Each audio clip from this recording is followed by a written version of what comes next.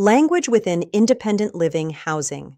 Serious operators. Language within independent living housing matters because the words we use help other people understand exactly what kind of operation we are running. Independent living housing is housing. That sounds simple, but language can slowly move an operation away from that definition. For example, imagine an operator constantly referring to the people living in the home as patients. The natural question becomes, what medical service is being provided? If the operator calls everyone clients, another question appears. What professional service is the person receiving? If the operator refers to entry screening as intake, people may reasonably assume the resident is entering some type of treatment or service program. That is why terminology deserves attention. A person living in independent living housing can simply be called a participant. The process of determining whether somebody qualifies to enter the housing can be described as entry screening.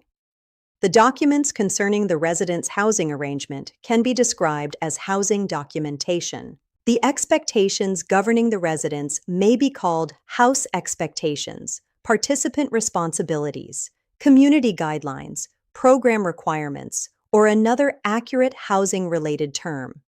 The goal is not to invent a brand new vocabulary. The goal is accuracy.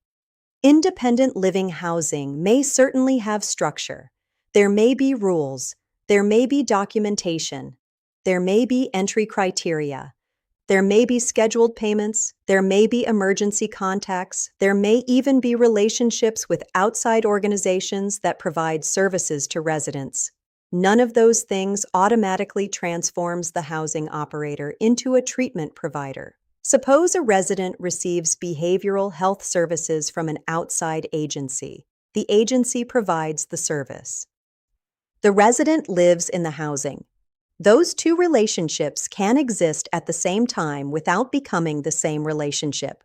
The same applies to case management, probation, employment assistance, medical care, veteran services, developmental disability services, or other outside support.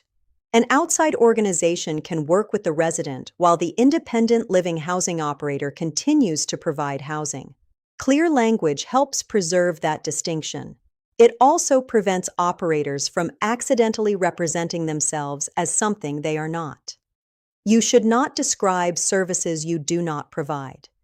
You should not use professional terminology merely because it sounds more official, and you should not make the housing model unnecessarily complicated.